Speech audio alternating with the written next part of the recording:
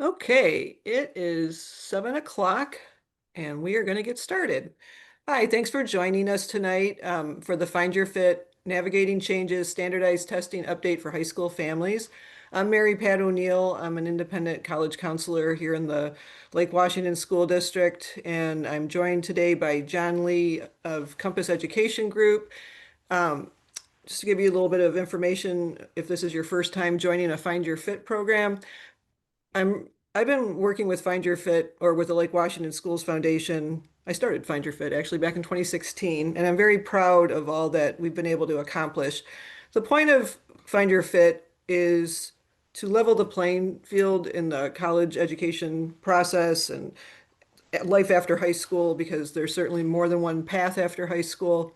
And this is my way to give back to the community. I always want families to know that what I present and who I present with, there's no secret hook that we're trying to hope that you sign up for a meeting and we charge you money and other stuff like that. Everything, all the information that I provide here through Find Your Fit, I provide to clients, to my private practice clients. There's no difference. Um, the Lake Washington Schools Foundation is a wonderful organization. I'm so happy that they allow me to do this work. And if you're not familiar with the foundation, you should check them out. They do very good work in our community. Um, so, John, why don't you just tell a little bit about yourself before we get going on this? Yeah, sure. My name is John Lee. The company I work with is Compass Education Group, as Mary Pat said, and we've been doing this presentation for years. We work with schools across the country and organizations across the country to provide information about the college admission testing landscape and the specifics about the tests themselves. So year to year, there's often changes in formats, especially the last couple of years. So we'll get into that a little bit. But Compass is a private and one-on-one tutoring company and classroom tutoring company. You'll find that we sort of in the spirit of what Mary Pat described a moment ago, we spend very little time promoting ourselves in these presentations, even when we're doing them for private school partners. We don't really sell our tutoring a lot, so it's there if you want to discuss how prep works. We'll get into some of those topics, or if you want to have a private conversation at some point about your child's own path. But really, this is just about, as Mary Pat said, free information, just supporting the community with quality, up-to-date information so that every student, regardless of what their path is, with or without college, with or without testing, is aware of kind of the state of things. So that's what we're going to cover tonight. And I'll talk about the sort of agenda as we start to go through it too. We can go point by point tonight. We have a good plan for you, and Mary Pat and I work together to kind of make this hopefully flow and be conversational. Yeah, this is what I call a conversation with, which I enjoy so much more than just a formal presentation. John, you want to go on to the next slide? Yeah. Um, so a couple things, and if any of you have watched the programs, attended in-person programs over the years, you probably know I'm very selective about who I invite onto the stage with me. And Compass is an excellent company. It's very well respected in the standardized testing world. So I just want to give a little shout out there. So a couple logistical things here. This webinar is being recorded. The recording will be sent to everybody who registered. It doesn't happen instantaneously. It is sent out through the foundation. I always say give them a week. It might be less. The recording, along with the slides, John is being very generous and is providing all of his slides. Again, if you've attended mine, you know I'm not as generous about that. And we will be taking questions at the end. We anticipate that the actual presentation will be about an hour, and then John's willing to stick around for about a half an hour. And I do want to give kudos to John because he's on Eastern time, so it is 10:05 for him. Oh no, So, that's okay. anyways, um, so just you want the next slide there, John? Yep. Um, so before I go into this, just a couple things. As I said, uh, I always hope to have everybody take a deep breath after this is done. Oh, I feel so much better. I've been so worried. And John and I were joking beforehand because I said, man, there is nothing to torque up everybody's anxiety, in my opinion, than conversations about standardized testing. So with both parents and students. So just know. part of the punchline is the fact that you can certainly apply to many, many schools, including the University of Washington, including the University of California, Cal State. There's lots of schools that do not use standardized testing in admissions. So just know that. And, but at the same point, I will say, I do think it's a good idea for students to be prepared to have a test score if needed, because it's going to depend on their college list. So, um, real briefly, this is not a College 101 session, but when students are applying to college, there are 5 possible things that a college will ask for. And I always say possible because there are more than 2,000 four-year public and private universities in the United States. And I always, when people ask me questions, my response almost always is, well, it depends, because colleges all do things differently. So just know that when I explain the 5 different things that colleges may ask for, as I said, there's standardized testing is not necessarily one that a school will require. Some will, some won't. So the 5 things are a high school transcript, standardized testing scores, uh, a resume or high school activity list, letters of recommendation, and then college essays. And typically, again, I have to speak very generally.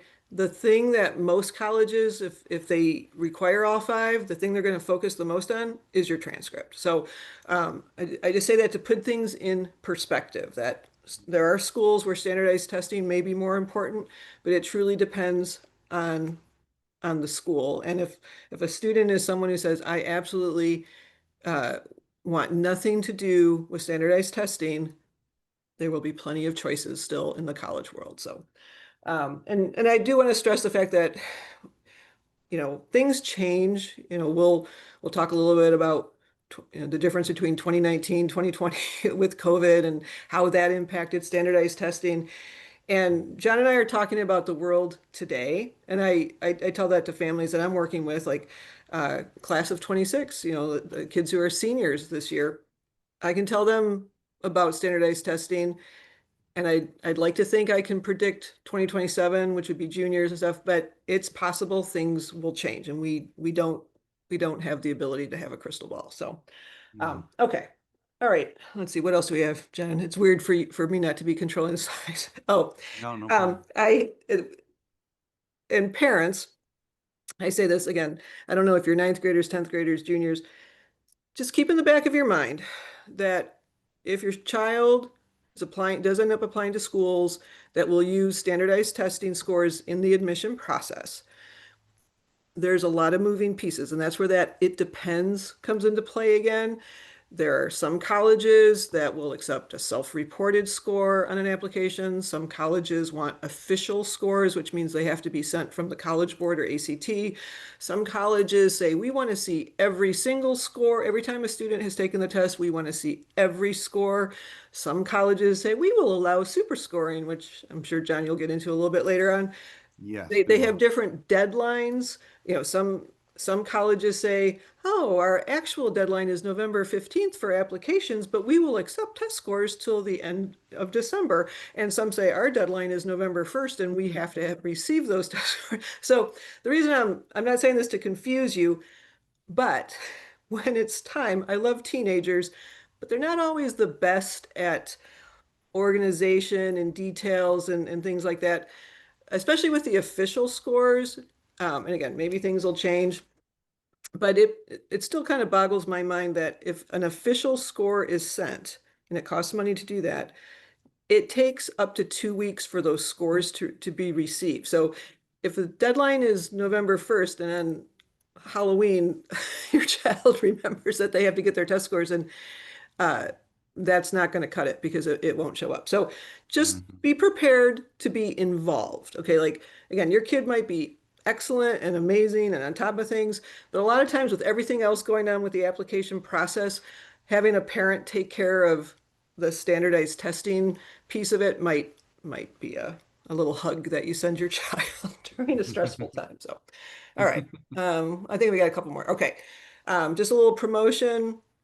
I've got another Find Your Fit webinar coming up on November 18th, and it's about executive function skills, how parents can help their children develop it. This is geared for both middle school and high school families.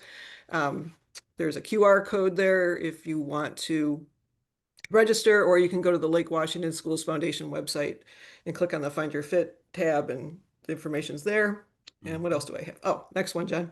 And then we'll be taking questions at the end. I'm going to try to pay attention during the presentation since John's in charge of the actual slides today. I don't have to do that. But always know that I am a resource in the community. I am always happy to answer any questions that you have. It doesn't have to be about standardized testing. It can be about anything high school or after high school related. Easy to find at findyourfit@lwsf.org. Okay, I'm done with my work, John. Cool. Now we can start our conversation. Yeah, thank you. Here's a lovely image from University of Washington. Again, for folks who are just sort of tuning in, Compass Education Group is a national testing company. That we do test prep specifically for SAT, ACT primarily.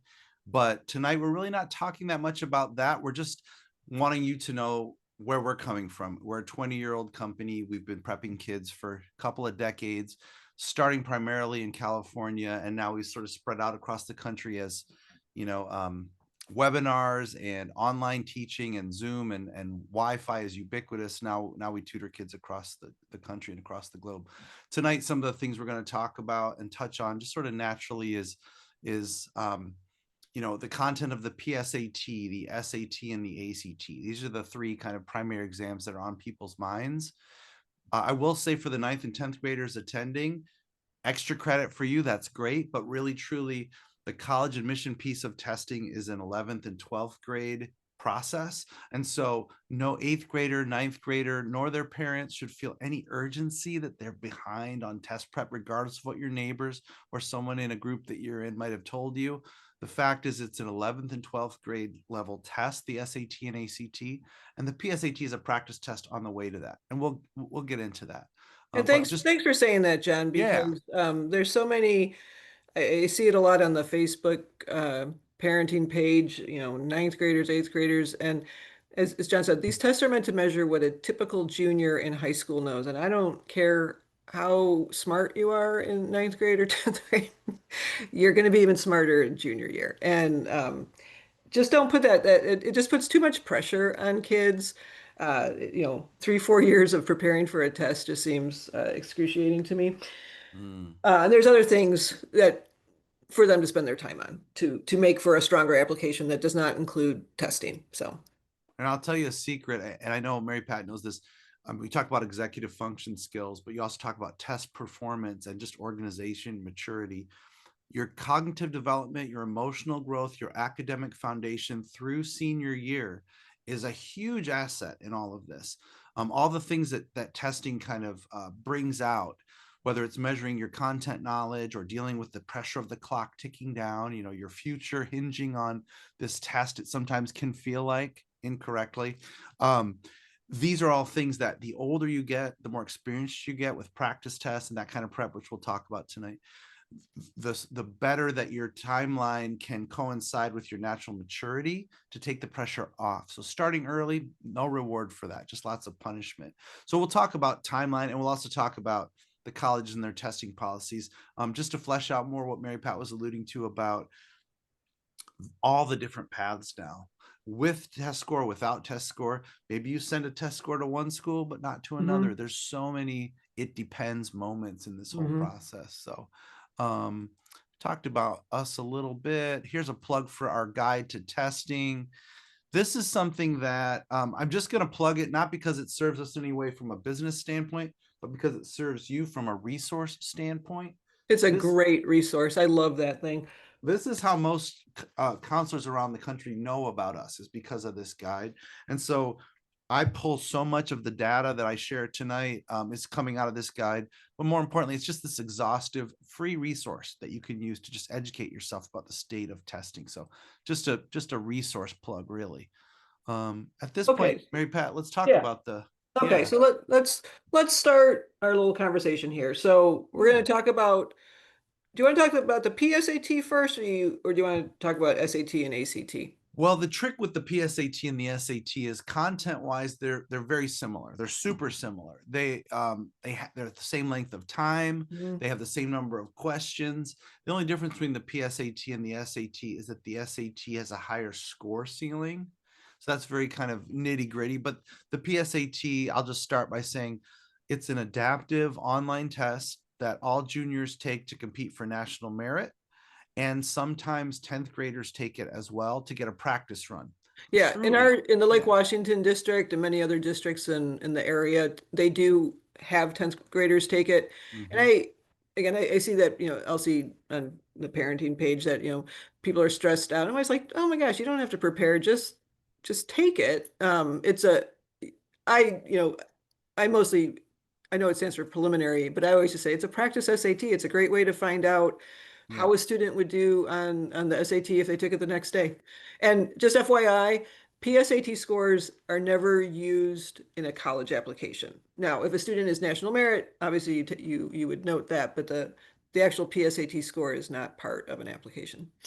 Yep, it's not what gets you into a college. And it's interesting, the national merit competition part of it, which many folks from my generation who are parents now remember this as being a very important thing. I got impressed on us, I think we were 15, 16, Hmm. 17. That was really a key thing, and you'd get all this notoriety. Today, it's really not as significant of a focus for individual students. That is to say, it's such a small percent of kids that ever qualify at that level for any kind of commendation or special scholarship because of a PSAT. It really is, as Mary Pat said, it's kind of a hard stop for the final practice SAT you'll get. Sort of forces all juniors, hey, you've been snoozing on testing. That's okay. In October of 11th grade, all the juniors across the country pretty much are going to take a full length practice SAT so that they can predict how they will do in the spring when they take their first official SAT, which is usually when students take their first test spring of 11th grade. And that's the SAT that counts for college versus the PSAT, which is just a dry run. So you can imagine for a sophomore, it's even more of a practice run. And there's a lot of math, which we'll talk about in a minute. There's a lot of math and content that you get to as you get more mature that you really need to finish in 10th grade before you're even ready to take on a Right. full SAT or ACT. Yeah, almost every sophomore I talk to, if I ask about their PSAT scores, their response is, I didn't do very well. And they're all depressed and dejected. And I always say, you're a sophomore. It's meant to measure what a junior knows. You'll do better naturally next year. So Yep.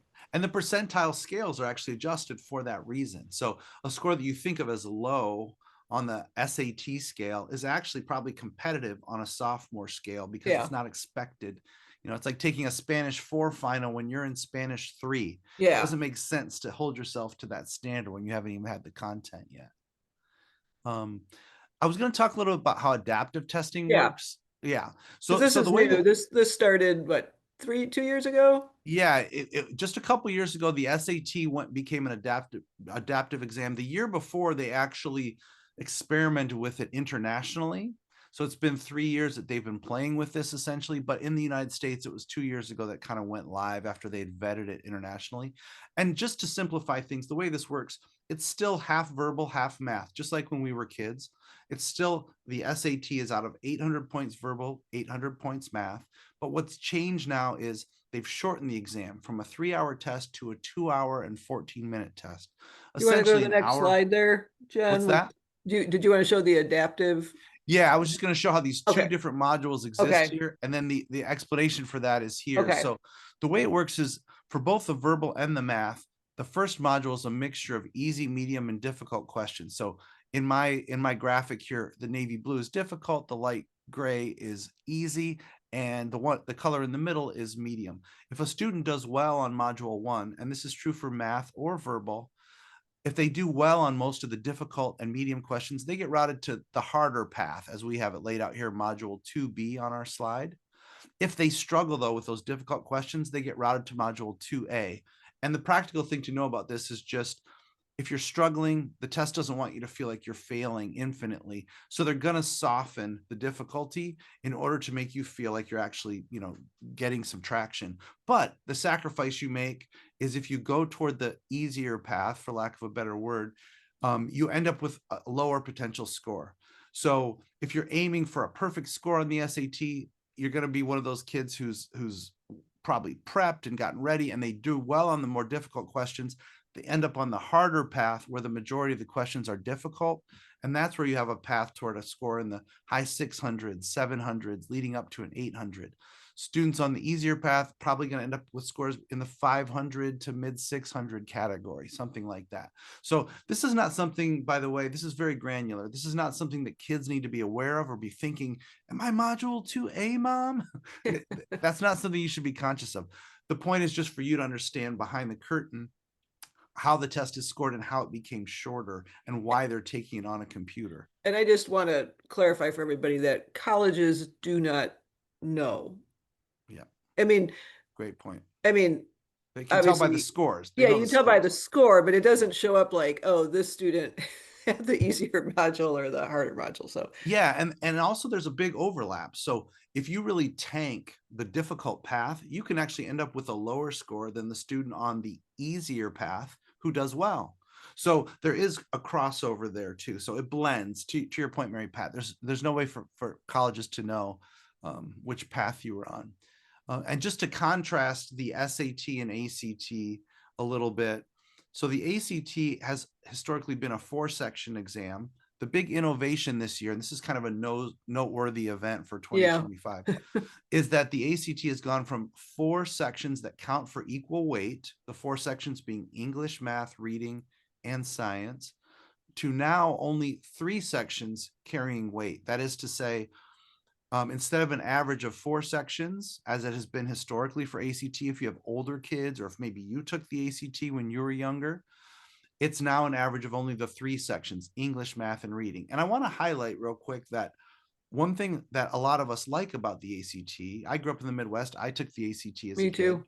is that the ACT has always favored students who are strong on the verbal side, provided the scores bear that out. So let me explain it this way. The SAT is always going to be 50% verbal, 50% math. If you struggle at math, you can't hide it. It's going to drag you down no matter how well you do on verbal.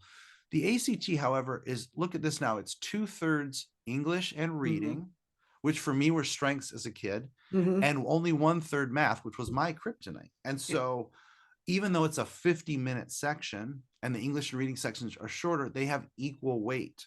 So when they're averaged together, often, not always, but often students who struggle a little bit more in math may feel more comfortable with the ACT. Well, and it's interesting. So I just want to comment about the optional essay. Okay, Mm-hmm. so nobody needs to be taking the essay Yeah. portion of the ACT. Nobody uses that anymore. The optional science, there are some colleges that might want it. Uh, and oh, I had another thought, but it'll come back. But I know what I was going to say. So this is especially true for 10th graders. And John, this might be part of our conversation, and I overlooked it. But um, if you've taken the PSAT as a 10th grader, I think it's a great time to take a mock ACT Mm-hmm. because then you can see if there's and John will talk about concordance charts, I know in just a little bit, but Mm-hmm. to see which one a student is stronger in. And I've had students who super bright, they keep trying to get those perfect scores in the SAT, and I'll be like, "Hey, have you tried the ACT?" And they're like, "Eh." So they're like, "Oh my God." And both my kids were math and science kids, but they were ACT kids. And Mm-hmm. so I know everyone talks about the SAT, but the ACT, the colleges have no preference. They do not care which one you send at Yeah. all. Thank you. That's an important distinction because a lot of folks from our generation who are Well, it's parents, regional too. I yes. do think it is. Yeah, we had to, back in the 80s and 90s, we had to take both exams to be Mhm. competitive at multiple schools, and that's not the case anymore. So, just to give you a sense, if you take the ACT, if you do go that route, and we'll talk more about ACT later, and we can answer questions as well. But if you do take the exam, the ACT, unlike the SAT and the PSAT, which are given on computer or on a tablet, the ACT can still be taken on paper. And that's important to note. The ACT is not an adaptive exam. Mhm. It's so you're not cutting corners. You have to go through all the English, all the math, all the reading. There is no adaptation to an easier, more difficult section. So it's just good for folks to know when they register, hey, I have the option of doing a paper test if I'm more comfortable with that.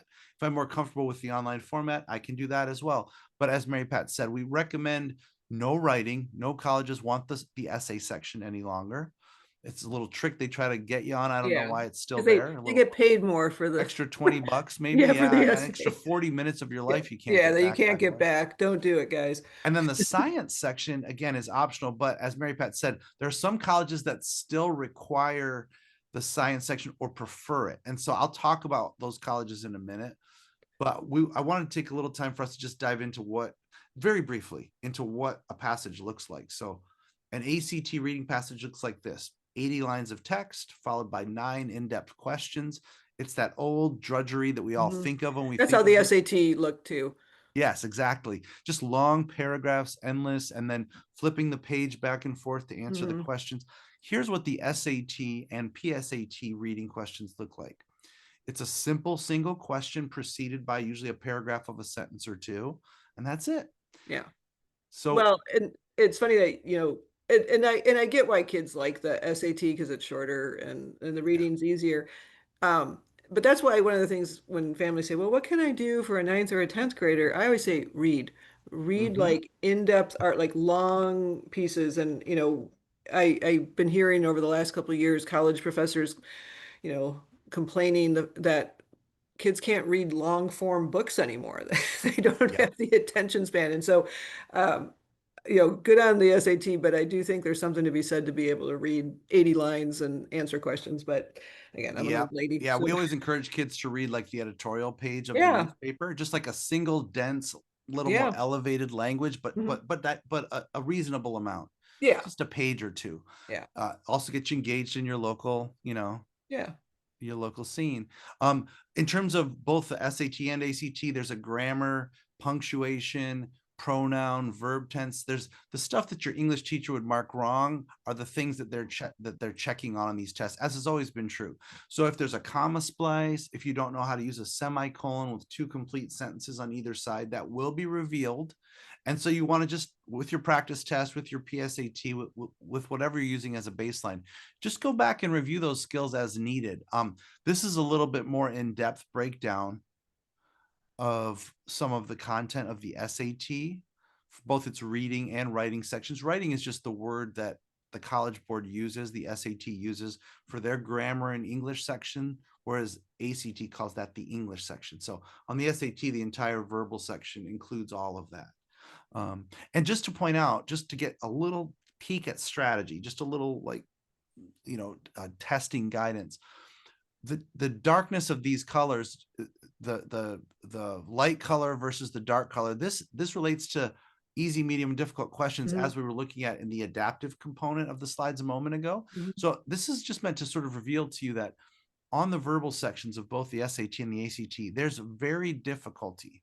So if you come up against a hard one, you shouldn't think, oh, the rest are going to be this difficult. There may be an easy one or several easy or medium questions that follow a difficult question. It doesn't just get harder as you go. And that's a helpful piece of strategy. We'll talk about why that is in a couple of minutes. Um, So John, we're almost at our yes, I 30 see that. minutes. So I just wanted to make sure No, that, no, no. I appreciate it, and I'm keeping an eye on that too. My alarm is just about to go off. yeah. So in terms of the math content, and again, this is going back to talking about grade level. The level of math on the SAT and ACT is algebra 2 or Mhm, algebra trig. Really, anything. Different schools have different labels for it, but anything that precedes pre-calculus, mhm, that's the last level of math you need for SAT and ACT, which is why even an advanced student, often in 9th 10th grade, they're finishing up math that they need to finish to be at that point, and by 11th grade they're ready for it.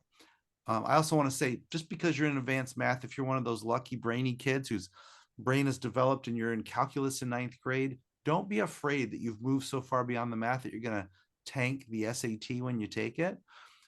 Advanced students can always go back and dust off those geometry and algebra skills that are so common on these tests. um, and remember, you've got to let your full brain development, your full academic development happen through junior and senior years to really get your highest scores across the board. Because it's not just about math. So may I ask a question? Yeah, please. I just, so, prior to COVID and what happened during the pandemic is people couldn't test. There weren't, testing wasn't available. So that's what started schools going test optional, test blind, whatever. Mhm. Um, and and I can remember students taking these exams 3 times, 4 times. What are you seeing as far as how many times students are taking a test on average? It's an interesting thing. So we'll talk a little bit about timeline, I think, in a minute when we get to it. But I'll say that we say there's sort of a sane ceiling. So at a minimum, if you're looking at testing, and you always should junior year, at least dip your toe in and explore Mhm. it. Take Right. practice tests, maybe take an official exam if you feel like your scores are where they need to be, or you feel like the colleges you're applying to seem to lean toward preferring it, or it will just be a strength for you. Take it at least once as a junior, the SAT or the ACT officially, with hopefully some kind of preparation so that you know where you need to be. Um, but once as a junior, once as a senior is what we advise as sort of the essential level. Don't Mhm. just give up on yourself junior year, because remember what I said, that cognitive and emotional and academic growth that happens through senior year is going to boost your score with very little effort. You got to work hard to raise scores junior year. You don't have to work as hard for senior year. But the sanity ceiling to me for taking official exams is twice as a junior, twice as a senior. And that is becoming more common, partly because the tests are shorter. It's not Yeah. a And 3 hour test. the results get back sooner too, They do.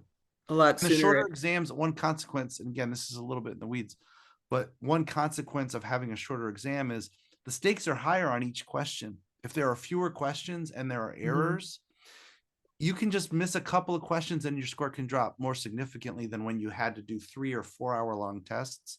And so there can be a little more variability with a student's performance. If you're having an off day, you're not feeling well, you just got stumped by a couple of questions. So it's more common now with a shorter exam for students to just take them a little more frequently. But we still say do 2, 3, 4 practice tests before each official Yeah. exam, but don't take the official exam as a practice test. It's not a slot machine and you're just going to pull it and get a 1600 one day. Yeah. It's going to show up on practice tests, and more than twice as in a school year is overdoing it. And And then regarding just families for senior year, I typically advise by late fall would be the of senior year is really the latest most students will take it just because of when applications are due. So yeah, yeah, having like a November 1st deadline, for example, for early action, early decision. We usually encourage students to take their last SAT or ACT September, October of senior year at the yeah, very latest. That's really yeah. coming. Like you said, there's a couple of week lag time once you take it. So you can't push that deadline too late, depending on your college. Um, just wanted to give folks a quick glance at the ACT Science. Again, it's an optional section, and we're still encouraging students to take it at the moment, and I'll explain why in a second. But this is what it looks like, just overly complicated visual representation of some scientific data. It's often will stump students because they'll think, I haven't studied this, I'm not ready for this.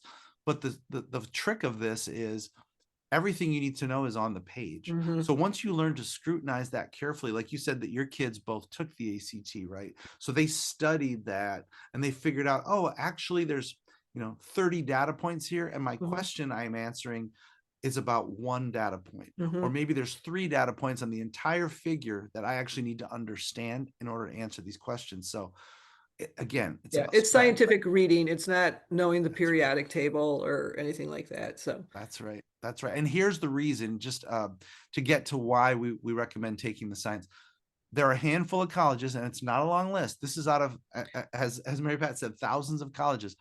There are 3 colleges that require the science section still. So if you turn in an ACT, you must turn it in with the science in the current way of doing things at Pomona College, BU, and Georgetown. And then Rochester Institute of Technology, Michigan State, my home state, and Duke University all recommend it. And again, when you're getting to schools like Duke, Boston, Pomona, where it's a very low admit rate, they're not like they're not wanting for applicants and they're Yeah. requiring or recommending. It's sort of like a wink, wink. You should really do this. But for all the other schools, it's just optional. And I want to stress this with all testing. What optional means is if this is a strength for you, use it. If this is a weakness for you, set it aside. If Mhm. this is a hindrance, an obstacle, 85% of colleges are test optional now. And that just means if I'm good at this, I'm going to use testing. And Mhm. if this is a struggle for me, I'm going to put it aside. And that is the arc of history bending toward justice in our little world of admissions. And we need to really recognize that as parents from a different generation where it felt like everyone just had to suffer and do this. That is not the world anymore. I don't know, Mary Pat, if you have anything to I was add just there. going to say, so this whole switch with the science section being um, optional. So the ACT didn't ask colleges. They just, Right. again, Good always point. remember College Board, SAT, ACT, they're businesses and they're always fighting with each other and trying to get more, they go up and down. Right now, the SAT is probably winning, I would guess. Yeah, they But are actually. anyway, so the ACT, because students do freak out about the science section. And I always laugh because any of you who know me well know that science is not my thing, even though I'm surrounded by my children who are science kids and all this. But Mhm. I did really well on when I took it because it's reading. I'm a strong reader, and I might not have understood what they were asking, but I could read the information. So, anyways, the so ACT didn't ask; they just said they're doing this, and so colleges are making their decisions. But I would imagine even with schools that are test optional, truly test optional, sometimes depending on the major, there are colleges say, well, you know what, for our engineering students or computer science, or what we want to see standardized test scores because I know you're going to talk about grade inflation, but there is grade inflation. And so even if a school says generally okay, you don't have to, but they might want it, this is just this just happened in the last, I don't know how many months, Yeah. that they announced this. So I think it could change as far as who does require it, but we'll see. Yeah. And just to drive the point home about using it if it's a good option for you, all the colleges on this list that aren't in this required and recommended category, if you are a student, like let's say you're like me, you're a student that struggled in the math section on the ACT, but your English and reading scores are strong. And let's just say your science score is as strong as that, or maybe even stronger. Sometimes kids just crush that science section. Mhm. And now it's been de emphasized because it no longer is averaged into your composite score, but you can still show it. You can still say, Mhm. "Hey, I broke 30 on the science." Mhm. And so that's where you pull that lever and go, "Well, it's an option that I'm going to use because it's a strength for me and I just want to show it off." You want to give the schools reasons and you want to paint yourself in the best light. But by the same token, you can set it aside and with for example the Common App, you can choose to not report your science score, and that's one of the benefits of this new exam is Yeah. if you didn't do well on a science, you never have to reveal it. But if it's a strength, you can share it. So it's a And to win-win. clarify for families, especially if they're younger, the Common Yeah. Application is an application platform that, I don't know, 1,000 colleges use. And as Jen had said earlier, a lot of colleges allow students to self-report their scores, and then if the student is accepted to that college, the college will want to see the official scores because Hmm. it's easy to lie, I guess. But anyways, um, so the Common App is very adaptive. So I always tell students, well, take a look because this information is readily available as far as what the 50th percentile of test scores. So so in a perfect world, if you're wanting to know, well, how what kind of score do I need to get for a specific school? The Hmm. information is readily available either on the school's website or on different college websites that say this is where 50% of admitted students fall in this range. And your goal is to fall within that range or to be better than the range. So Hmm. that's how you would know if you should submit your scores or not. And then if your scores are below that range, so the reality is that schools like, the Ivy League, Stanford, their test scores are, it's like 34 to 36 on the ACT, or 1550 to 1500 to, 1600. yeah, yeah. I mean, like it's super narrow. Um, and again, a student might have a great score of like 1350, which is a great score, but Mhm. not for those schools. So they can choose to submit their application. No, I have no test scores to submit. And then for the schools, the majority of schools where that 1350 might look amazing, they can alter it. And so it's nice. So, Yeah. And once you've taken both tests, once you've taken say a PSAT and a practice ACT, which anyone who's involved in this presentation, you're free to do that with Compass. We'll open that avenue to you at the end if you want to sign up. We're happy to let students take one practice SAT and one ACT. But once you've taken both, then you just compare them and using a concordance like this one. And this concordance is not something that Compass invented, something the ACT and the SAT, met and set up together. But here's an example of how it would work. A student takes an SAT and scores a 1200. They take the ACT and get a 22. And we just follow the lines of the concordance and we see this student happens to fall in that SAT category. So it's that simple. And there's lots of versions of this. There's calculators, you can plug them in, you can just Google it. It's not unique to Compass by any means. Once you've picked that, now, let me just say though, most students fall in the judgment call zone. Most students do fall in the middle. Remember, colleges, as Mary Pat said, do not have a preference between SAT and ACT. And this is because they measure the same skills in slightly different ways. And most students score equally well on both tests. And so in that case, you just want to pick the test that you're most comfortable with. mhm. Which one you like? Yeah. And which Which one do is, you hate the least? yeah, which ones you hate the least? That's And I'm going to skip ahead a little bit just to okay. get to some more detail before we run out of time. This is just to highlight what we were talking about in terms of PSAT and national merit, just the reality of about 1.5 million juniors take the PSAT. Eventually, that works its way down to 16,000 semifinalists, 15,000 finalists in the end. So the 16,000 are narrowed down to 15,000. And then about 7,500 students are awarded some kind of scholarship. Now, these scholarships are not, frankly, life-changing. This Now might they're be a like what, couple. $2,500, I think. Yeah, it's not a huge number. It's a great feather in your cap, but like Mary Yes. Pat said, it's the SAT or ACT that gets you into college. So students should not feel any pressure. This is just sort of a reward if you are blessed enough and lucky enough to do so very well, or maybe you worked, hard to get your scores up, and so you walk away with a really strong score. It's really nice to have that little pat on the back. But out of 1.5 million people, you should not feel that Do you, this is. do you have the slide that shows what Washington? Yeah, here you go. Okay. Yeah, yeah.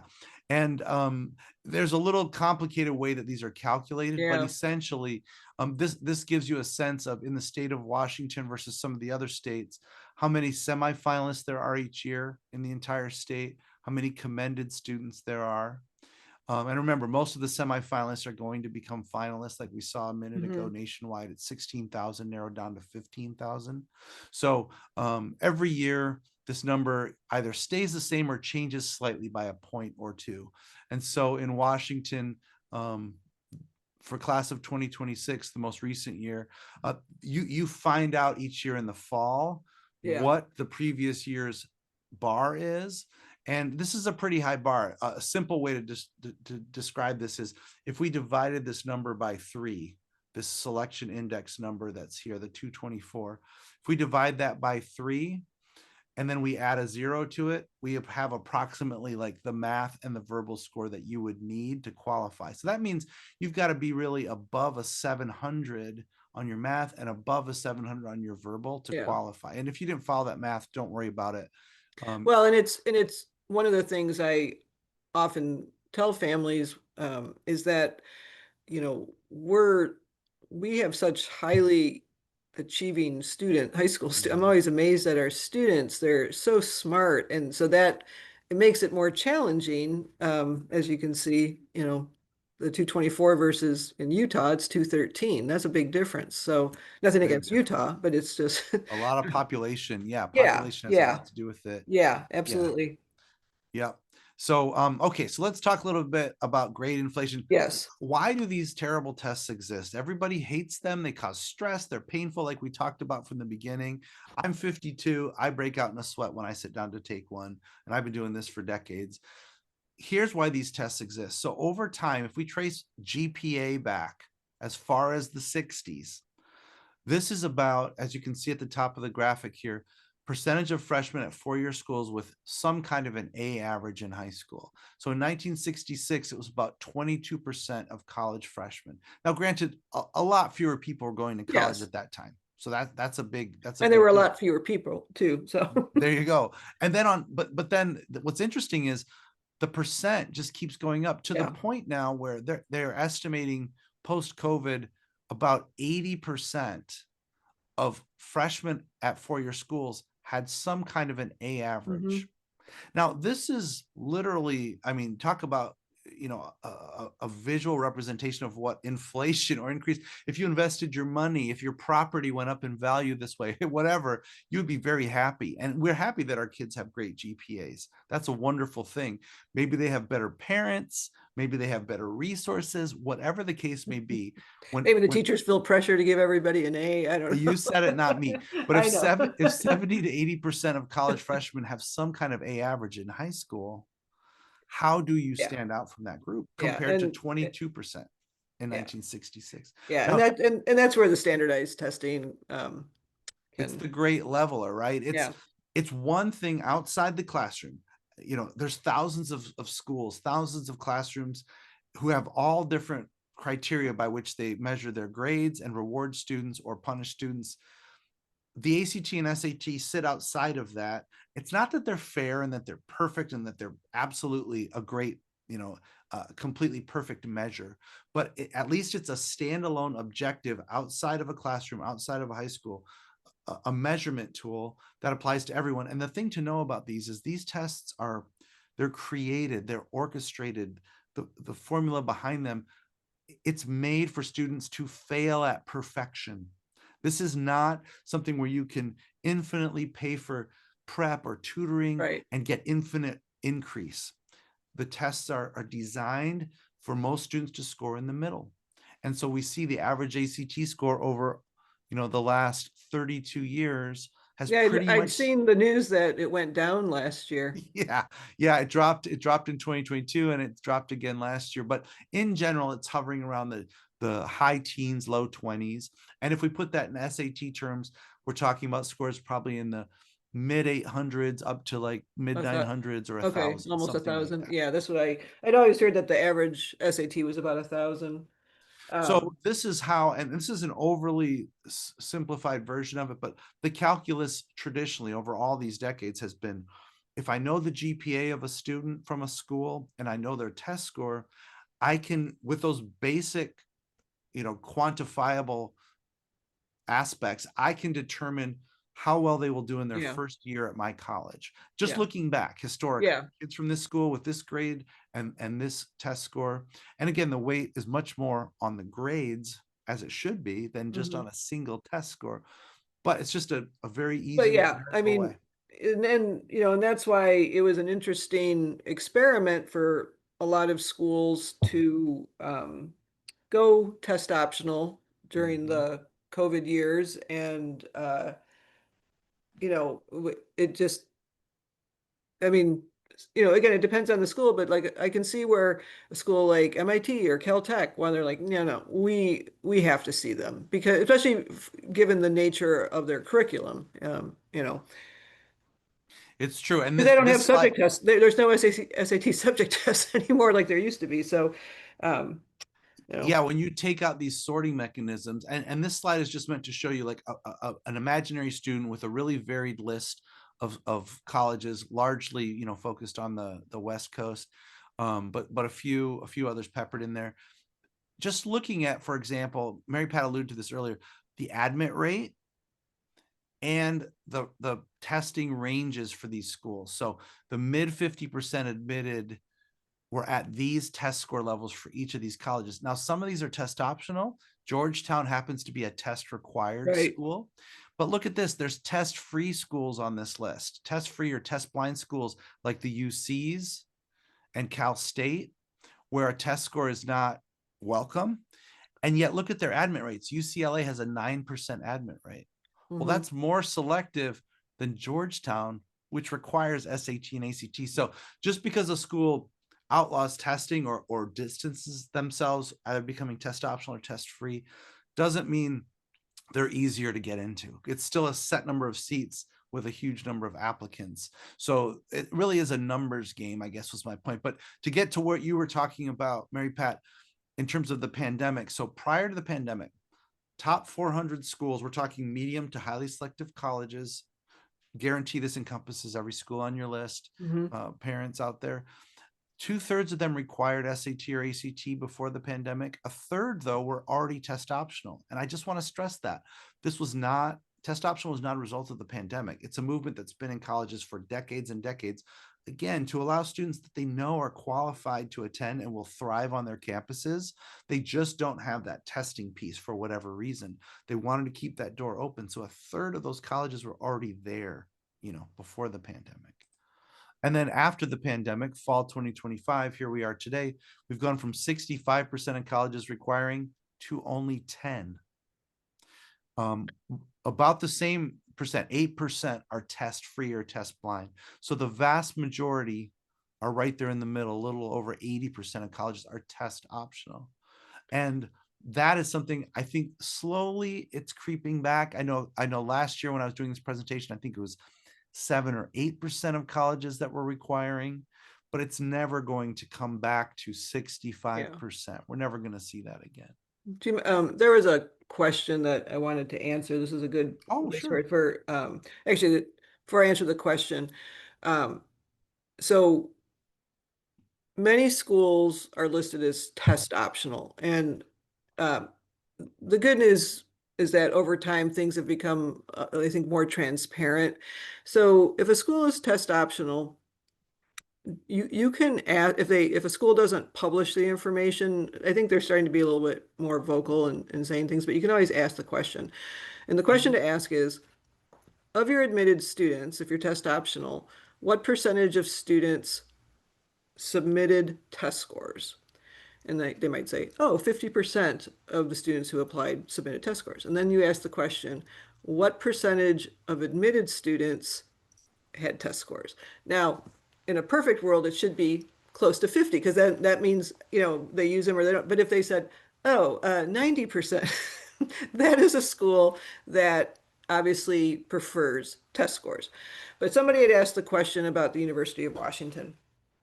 And so bear with me because I have to explain this. Yeah, please. So in UW, I sometimes gripe about UW's admissions process, but I will say they have a great website and they explain things very well. So the University of Washington, what they do is when the applications are read, they hire readers and they read the applications and they score. There's an academic score, there's an essay or a personal experience score, and then they take, the transcript into consideration, the essay, the activities list, all that stuff like that. And they have a score. They have these two scores. And in my world, I envision a score because it's like from, I think it's 1 to 9, but I envision many decimal points. Many, Mm. many decimal points. Anyways, whichever one of those scores is higher, they double it. And then they create the spreadsheet, okay? And then the spreadsheet is taken to admissions, and literally they draw a line and they go, all right, everybody above this line is admitted into computer science, or they're admitted or not admitted, Anyways, so UW says they do not use SAT or ACT scores to admit, like they will never, a good score or bad score, it won't hurt a student.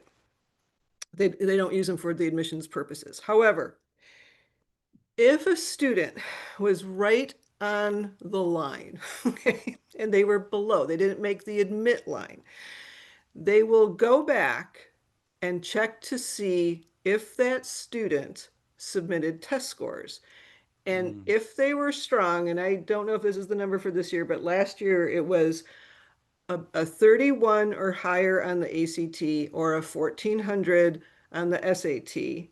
If they had submitted scores and they were stronger like that, it could be enough to bump them into the admit pile.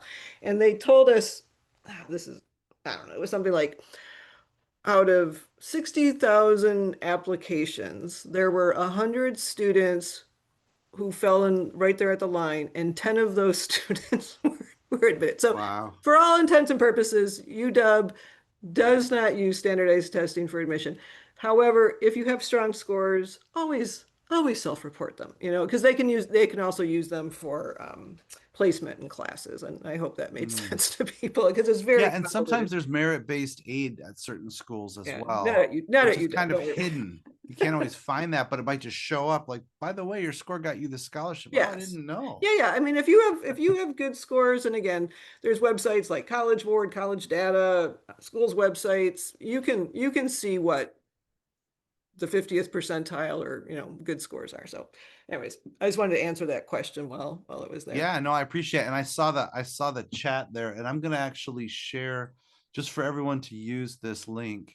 Because I don't have a QR code up for it. This is where you can look up colleges, including University of Washington, Oh, and okay. see what their current policies are, what their mid 50% is for scores, et cetera, what their We can aggregate include rating. that in the resources we send out too. Absolutely. Yeah, no, absolutely. And here's an example exactly, Mary Pat, of what you're talking about. I know we need to start landing the plane so we can just Yeah. tackle any other questions, but we're near the end here now. Yeah. So We're doing talking good. about, colleges that walk the talk. There are schools like Northeastern, and by the way, you'll notice on this slide, what this is showing us is the bars that are solid colored represent students admitted with test scores, and the other bar right next to it on the graph is the students who are admitted without test scores. And you'll see this is 2021 and 2022. This is because following the pandemic, schools got less and less open about sharing Mhm. these facts. And so we were documenting them until we could no longer document them. So what you see is schools like Northeastern, USC in Southern California, really kind of walking the talk, saying, we're going to pretty much have parity between students we let in with and without test scores. And then certain schools, and it's no surprise, there's a lot of more selective colleges, a lot of private schools that are more competitive, and they end up favoring students with test scores, which makes sense. These, of course, we don't want to confuse correlation and causation either. We want to be real about the fact that Yeah, it's data. lots of scores also indicate probably maybe these students were tutored in many subjects And throughout. and the other thing again, I always encourage families, reach out to admissions. Yeah. If you know, ask them, hey, I have a 1470 on the SAT, but I see that the 50th percentile stops at 1500. Would you still like to see my score? And I would say, yeah, you should still send that score. But you can ask them, and they're not trying to trick you. They will answer your question, honestly, and tell you whether or not you shouldn't submit or you should submit. So And the last slide I just want to share before we just tackle yeah. questions is this one. This is an interesting case study. This is actually, I feel like, a more honest and open one than a lot of the other schools that have gone back to requiring tests in the last couple of years. So University of Texas, a state university that's trying to serve its population as best it can, they were test optional all through the pandemic. And what they found was they went to their fall 2024 admits, and they said, listen, we noticed for those who chose to send in a test score, remember they were test optional, for those who chose to send in a test score, the median score of the submitters was 1420, which is a really high bar. I Yeah. mean, Hmm. like Mary Pat was saying, that was the score that was the deal breaker, right? Getting above a 1400 at University of Washington to be those 10 kids out of Yeah. 70,000 that would get Hmm. get to go their way. So that's a really high score. It's above, it's 96 percentile, like you see here. So they went back to the non-submitters and said, listen, we don't have a test score for you, and we're not going to like take back your admission, but we just want to know, how did you score? Like, anonymously, let us know. And they found the median score among non-submitters was 1160. And so having a 260 point gap between a portion of the students that were admitted alongside the students with the crazy high 1420 scores, they knew that that kind of difference in test score, it's not 100% conclusive, but it's indicative of students who are either going to thrive and be academically Hmm. ready, or students who might really be struggling. I mean, if it's a median score, you might have had kids in the 800 level who are admitted. And it's not that you should have to score at a 1400 level to get into a University of Texas, but maybe their threshold is 1250 or 1300. Outside of the pandemic before they were test optional. And so to open the gates and let so many students in who weren't necessarily at that basic level that they traditionally expected was not setting the kids up to succeed. And every college should be ready to do remediation if a student is not ready. That's part of the process to help every student that's on campus, whatever level that they're at. But this was something that revealed to University of Texas, we don't have a system that's good enough at determining differences that might be this wide. And we want to make sure the outcomes for all of our students, are successful. So this is why UT very openly said, we're going to go back to requiring in the future. And they have since gone back to requiring SAT and ACT. So let's see, this last bit is about timeline. These are just test dates. Why don't we leave up these test dates and then we can maybe tackle some questions. And if there's other And I slides. actually had a couple things I was going to question you on. Please. This is information that I wanted to make sure we got out. But two things, I guess this is kind of a random conversation tonight, but two things I wanted to bring up. So some of you may have students who have an IEP or 504 plan. They have some sort of accommodations. So just so you know, if your child gets testing accommodations in school, like for the AP testing or any sort of testing, they should be able to get the same accommodations for the SAT and ACT. And just to handle that, you need to go through your school counselor. Your school counselor will work with you on that and the necessary paperwork. The other thing, many of you may know, but I'm a parent myself. My kids are much older. I have a 30-year-old and a 27-year-old, but I've been through all this. And one of the things I really stress when it comes to standardized testing is to ask your child, what are they willing to do, and to believe them. And I liken it to back when our kids were toddlers. And what did we want them to do? We wanted them to eat, sleep, and poop. And talk about three things you can't make anybody do is eat, sleep, and poop. Okay. And I'll briefly tell this story. So my son, he's the 27-year-old.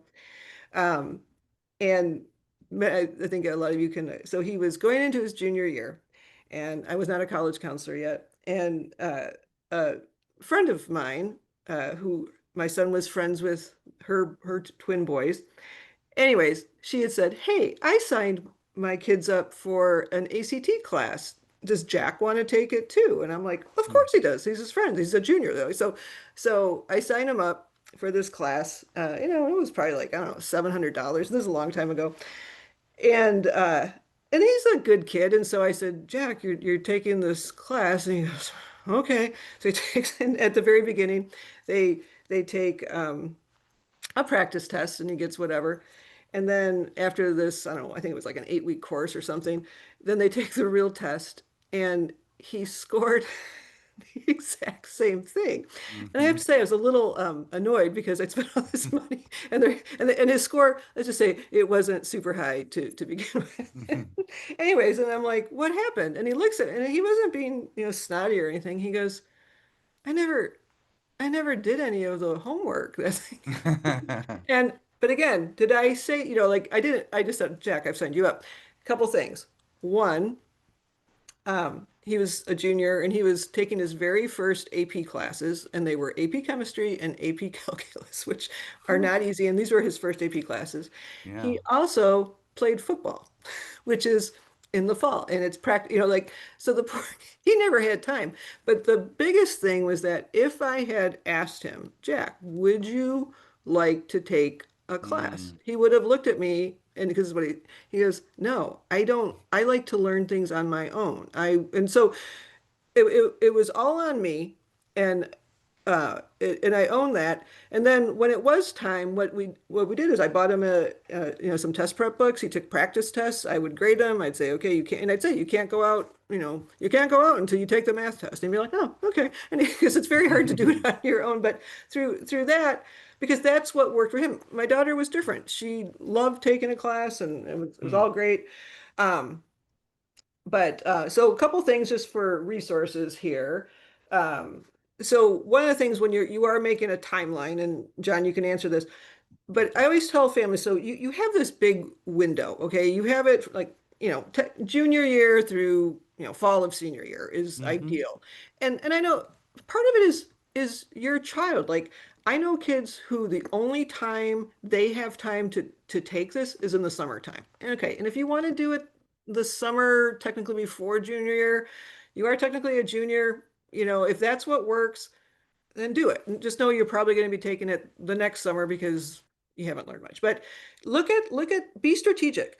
If you are a dancer and you know from November through March you are at dance competitions, well, don't don't cram that in. So pay attention to that.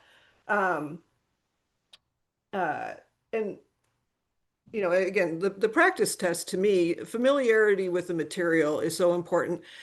Again, this is my bias. I personally think a one-on-one tutor is a better situation than a class. And John, you can argue with me and tell me I'm wrong. But the reason is that way the student works on what they need versus going to the what I call the lowest common denominator in the class. If it's a class, they got to teach to what Yeah. and in my opinion, again, I have lots of opinions on this, the best tutor shouldn't really be teaching the material too much because this is meant to be what most juniors know. Again, yeah, you might need to remember a grammar rule or a geometry thing because the kids haven't taken in a number of years. But to me, what a really good tutor does is they teach the students how to take the test. And so one of the things besides free resources and things like that, are there any tips? Like I know one of the tips I tell kids is don't skip a question. Make sure you answer every single question.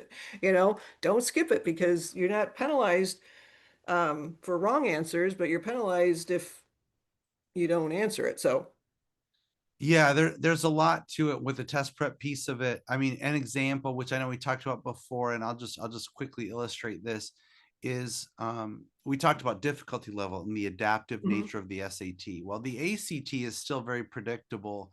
I mentioned before, the verbal sections of these exams vary in difficulty. And so just as an example of like a strategy that a student can take away tonight or a parent can take away and teach their junior, especially tonight. If you're taking the ACT, the English and reading and science sections look like this. And what this slide represents is 11 different form codes, and each tile represents a level of difficulty for a single question. So the green tiles are easy, the red are difficult, and most are somewhere in the middle.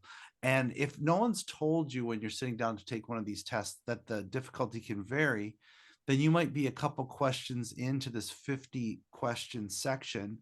And for example, on this bottom test, form code K, this is just an English section now.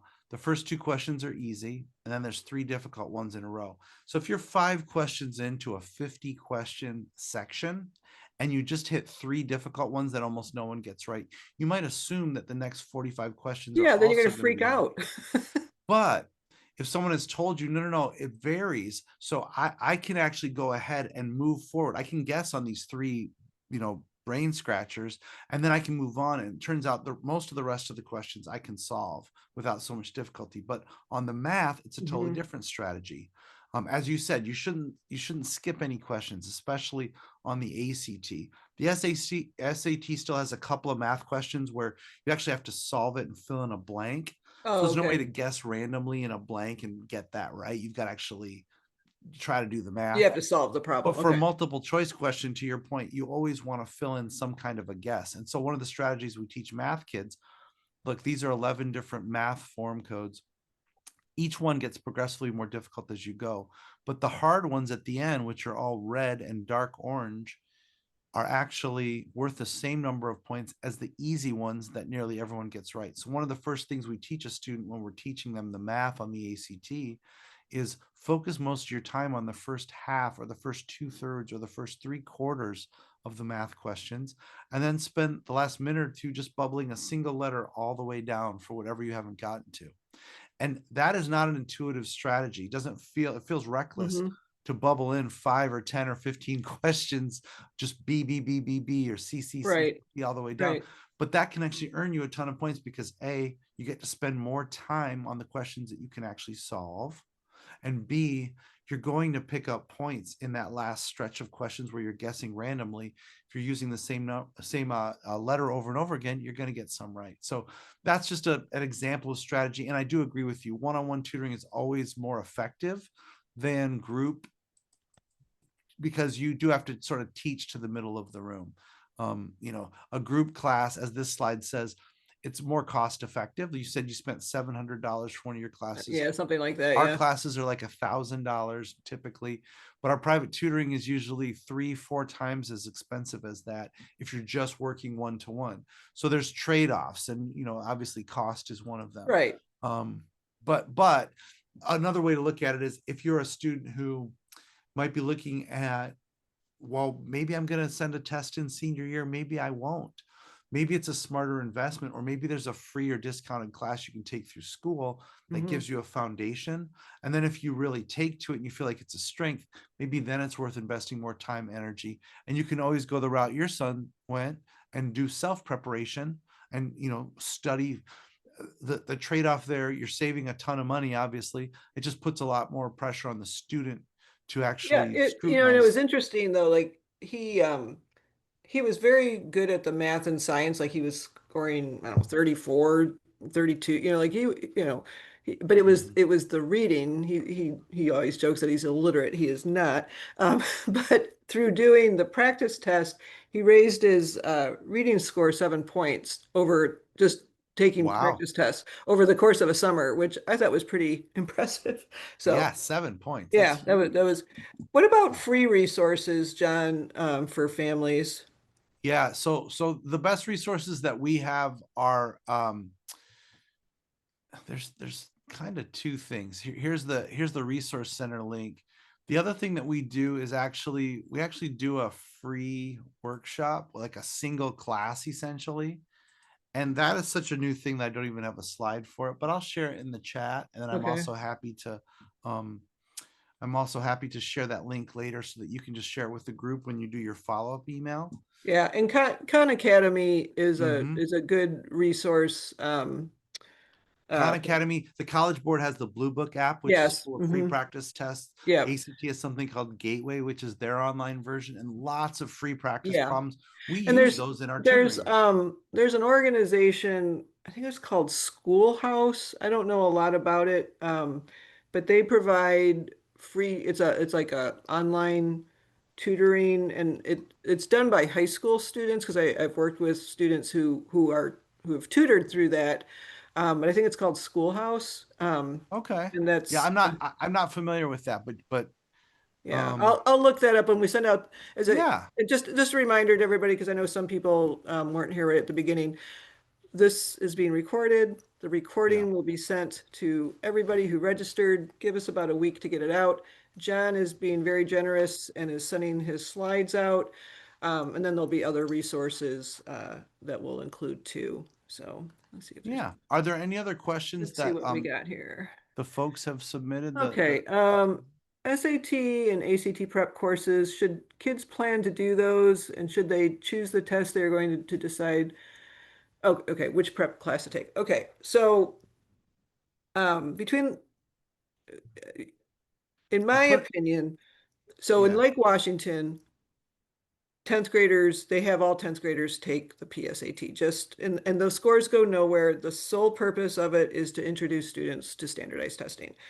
I think it's a great idea to take a mock ACT around the same time. And Compass offers a free practice test. Most of the PTSAs here at the high schools, they offer it as like a little fundraiser. I think they usually it used to be $25. I don't know what it is now, but students can take a mock ACT. You don't need to take a mock SAT because that's what the PSAT is. Anyways, and there's the concordance chart, which John had showed. And I'll, as part of the resources, I will send out a link, like a digital one that you can pull up. But you can look at the concordance chart and decide, see which score is higher. And whichever score is higher, have your student do that one. I wouldn't ask them which one they want to do, because I guarantee they're going to say the SAT, because that's what everybody thinks, and they think that, no, they do. Around here, it's all SAT, SAT. And again, the SAT might be the right test for them, but I have seen kids who really struggled on the SAT and found out that they were ACT. So again, just take them in 10th grade. There's no pressure. Don't study for the 10th grade PSAT. Don't study for a mock ACT. Just take it.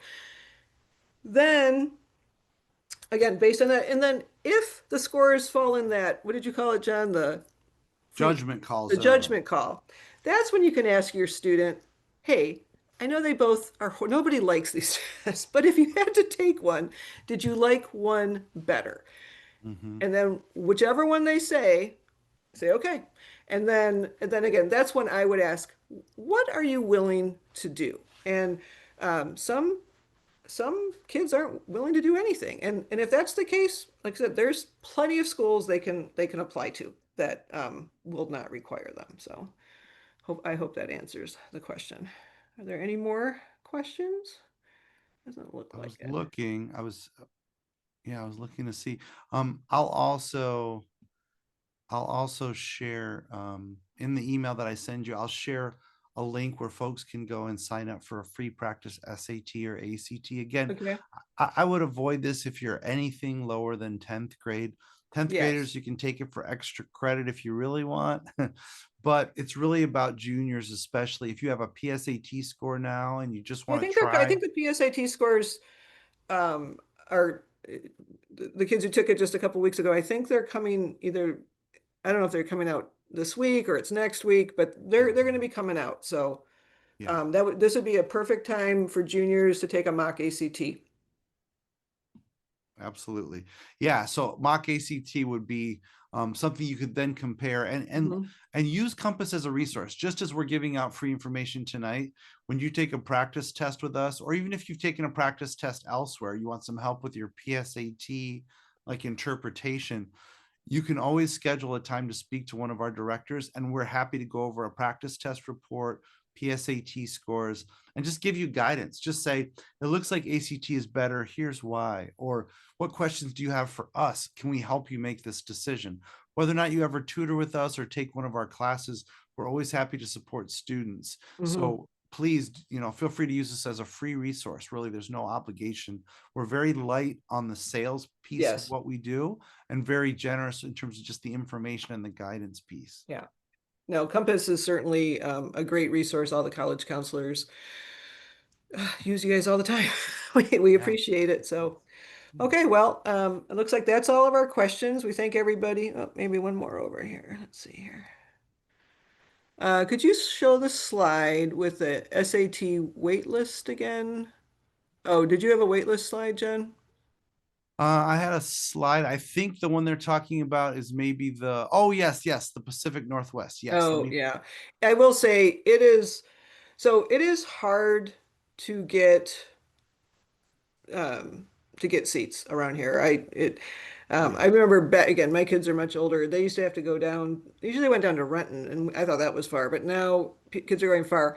However, one of the things that a lot of the schools are doing, and this is only for seniors, but the day that the juniors and sophomores are taking the PSAT, a lot of the schools have been offering the SAT in school. So that's something to, if again, you wouldn't be able to do it as a junior, but a lot of them are offering it for senior year. Yeah. Let me share this page real quick. So, um, what this is showing you is specifically because of the challenges, the downward pressure that so many test free and test blind schools on the West Coast have put on the College Board. And we're not crying a river for the College Board here, but just to say that so many high schools and colleges that used to host the SAT and ACT have now said, well, hey, if half the kids at our school aren't even going to take a test, why do we go through the hassle of hosting this thing? We're done. So Oh, during is the that why there's pandemic, such a problem? yeah. And during the pandemic, a lot of schools just didn't re-up after that Yeah. once it came back. So they said, let College Board figure it out. So specifically on the West Coast and Pacific Northwest, it's been such an issue for California and Washington kids that the College Board created just this fall this And again, I'm not singing the praises. I'm just letting you know of a tool. Okay. We're very Well, that's good to critical. know. Yeah. I wasn't aware of that, so I've learned something new too. Yeah, I sort of jumped through it because we were trying to get to the other slides, but I'm glad someone noticed that. Yeah, me And too. again, you'll have the full slideshow, even stuff I had to skim through tonight, just in the interest of time. But this is a great option. If you're planning ahead and you register months in advance, you should be fine. But the days of like, oh, I'll just register for the test. When is it? Next month? Yeah. It's not gonna Yeah. work anymore in Washington. Yeah. So. Okay. Well, thanks, Jen. Yeah, it's my pleasure. Thanks for having me. Again, it's an honor. And thank you also, Mary Pat, for all the work. We both put in a lot of time, kind of really trying to make this fit the format that would be useful to you guys. So I appreciate your collaboration, Mary Pat. Yeah. Well, it was fun, and I appreciate your transparency and sharing, and the fact that it is almost 11:30 your time. So I hope It's you all get some good. sleep. And just thanks for sharing the information. So everything will be sent out. Like I said, give the foundation about a week to get it out, but we'll have all the resources. And remember, you can always reach out to me at findyourfit@lwsf.org. November 18th, we're doing another conversation on executive function skills. I've been working with that. There's a lot of really good information for that one. So thanks, John. Great. I really enjoyed us doing this together, and I will be talking to you soon. So, My pleasure. Thanks, okay. everybody. Have a great night. Okay. Thank you. Bye. Bye, John.